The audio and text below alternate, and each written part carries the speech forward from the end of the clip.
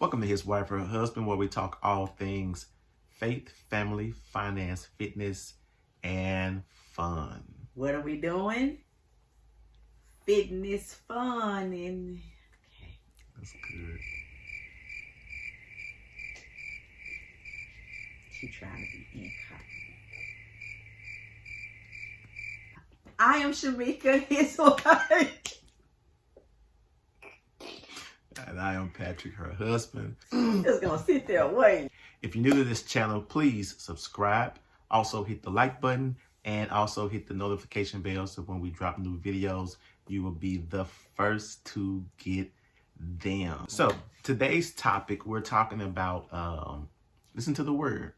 We're talking about parenting adult children. As you all know, there was an artist who had an incident with his adult son, and it became an uproar, and people had their statements. Of course, in the barbershop, we had barbershop talk, but it's different.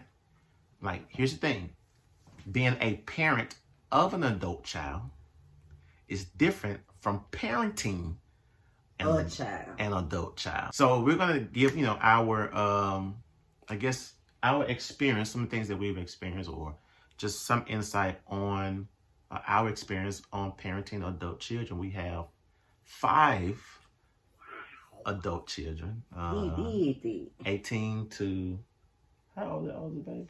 25. She's 26. She's 26. I'm 25. Everybody turned 2 years, even right? this year. She's 26. Yeah, adult children.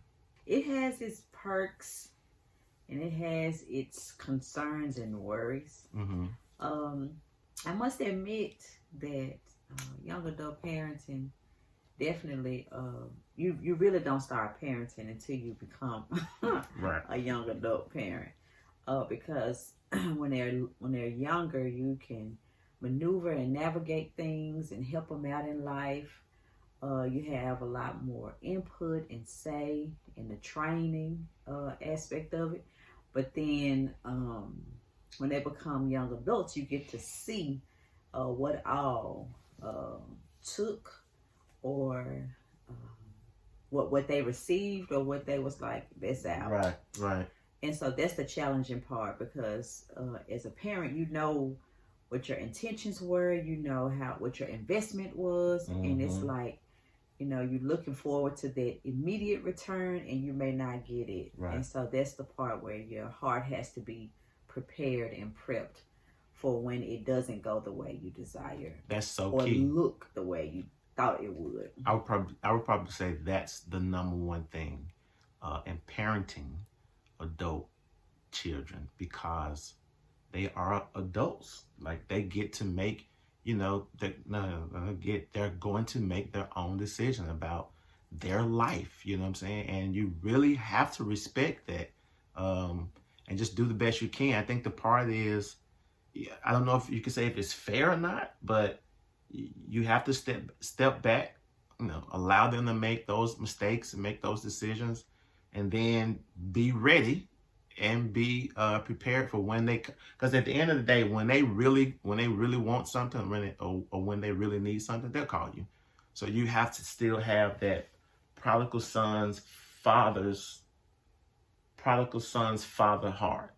He kept looking. Now, this is his adult son, and he kept looking forward for his son to come back, and he had the heart to receive him back, no matter what he had done. Because you think about it contextually, or not contextually, for the historical setting, it was almost as if the son said, "You're dead to me at this moment." And just think about what that does to a parent. You know what I'm saying? That I'm saying right now, I don't want to have anything. And you remember, they didn't have text messages and YouTube and what other stuff we got? Facebook and Instagram. So he doesn't know what's going on. There's no word on what his adult son is doing with his life. He just kept looking for him to come back, and he just believed that he would one day. So I would say that's true as well. Be expecting with a loving heart, that when that adult child who strays away or goes away from the wisdom and the teaching that you've taught, just be prepared within your heart that, you know, that could come back. And when they do, you can still love on them from that point. And young adult parenting is not just filled with the woes of life. Let me say that. Mm-hmm. And I think a lot of times we I don't know. It's not just filled with woes. There are some wins too. That's good. When you have a child that just comes home because that's where they want to be and they really enjoy you. And when I say come home, it don't have to be to the place where they were, but you know, they like stay in contact. They really enjoy the presence of their parents, and they want to, so they'll turn back and bless you, right? And not just because it's Mother's Day or Father's Day or a birthday, but it's just because I was thinking about you and like, man, thank you for being there. You know, you'll get those you'll get that feedback and that reward too. Right. You'll be turned to be appreciated, and so yeah. And I think that comes from parenting them as children now. So we are answering from the standpoint that the parent has been, quote unquote, a good parent raising the child, because there's some. Oh, you finna make me start teaching. There's some parents who aren't, they don't parent their children. Like they're not there, even as they're being raised up. They're just not there. So we're coming from the viewpoint or the vantage point of the parent is there. The parent's investing. The parent is, you know, spending time with them, spending money with them, taking them places, vacation, like all of the things, you know, the helping them out. Relationship building aspect of parenting and doing life. Right. Parenting requires relationship. Mm-hmm. It requires you doing that hard work of making sure that this person that you brought into the earth has the best chance at making best choices. Mm-hmm. Whether they make the choice is different. Like we're not responsible for that. Mm. But we are responsible for making sure that they were given the best opportunity to make the best choices. Right. Parenting is not just buying stuff. Correct. Parenting is not just making sure that they eat. Parenting is not just beating them and doing stuff. You said beating I did say beating them. You know, to because you're having a bad day. It's so much more than that. It requires training. It requires an investment of time, of your energy. It's getting into their world. It's all of that. And so I think that... Ooh, I got it. Good word. Parenting is probably the best form of discipleship. What'd you say? Just think about not mentoring or training, not training, but discipleship. So discipleship is really just really spending time with the person, and through the spending time you're teaching, through spending time you're learning each other, and you are training in the same way. So a true disciple really spends time with the one that's mentoring him, teaching. Right. So I think that's the part for, I think a lot of, this is just me, soapbox, a lot of the issues that we have, particularly in the African American community, is because fathers aren't being disciples or are not discipling their children. Mm-hmm. They're just absent. You know what I'm saying? I really, this is just me, I hate to see, well, hate is a strong word. I hate to see moms bringing their sons to the barbershop if the dad is around. Like, if that, like that's one thing. I think that's one area where dad really needs to be. Not a lot of areas, but like dad needs to take his son to the barbershop. That's like it's so much information that goes on, so much, so much. Yeah, I am. So much happens. So much happens in the barbershop with the men, and we're there. We're doing men thing. You know what I'm saying? So I think that's part of the parenting or discipling your child as they are advancing. I guess that's kind of where we are. That you get into the parenting part, and then all of the discipleship, all of the mentor, all of the training, and then they get to a part where they can make their own decision and they have the free will. Because can I start talking? Go ahead. Because a part of that discipling, and this is to the parents out there that's listening and to myself, the disciple, the person who wants to be disciple has to want it. So I believe there is a period of time where we don't get to say, come on. It comes a point where we have to stop talking to them and start talking to the Lord about them. Like we have to not pressure them into doing what we want them to do, but to graciously guide them as best we can. Yes, the adult child as best we can, because we do have relationship that's there. Like we have a different type of love and care for them. But then by the same token, we want to see them develop and think on their own and make wise choices and decisions. So when it comes to that period of time where there is silence, is stagnation, it is just a little frustration, it's like we have to make sure that we all the more focus our energies on remembering what we did. To basically, it's like turning to the Lord in prayer and bringing to remembrance the things that we have done, just so that we can kind of take ease and realize to let time just have its perfect work. We call it patience. That patience have for perfect work. Patience is only time. Like just take it easy. And so I know that when it comes to parenting, especially children, you can only parent children, but remembering or us recognizing that they have their own personalities and they have their own struggles and issues that they may deal with. And even as a parent, like, it doesn't hurt to say that I'm sorry. Like, I dropped the ball. I wasn't there for you like I should have been, or I ruined some things. I didn't get it right. It's okay for us as parents to be able to say that. But by the same token, make sure that you can emphatically say that I have tried more to help than to hinder you. Right. And when I believe that when the child can truly say and see that your heart was in the right place, and you may have to bring it to their mind, like to jog their memory.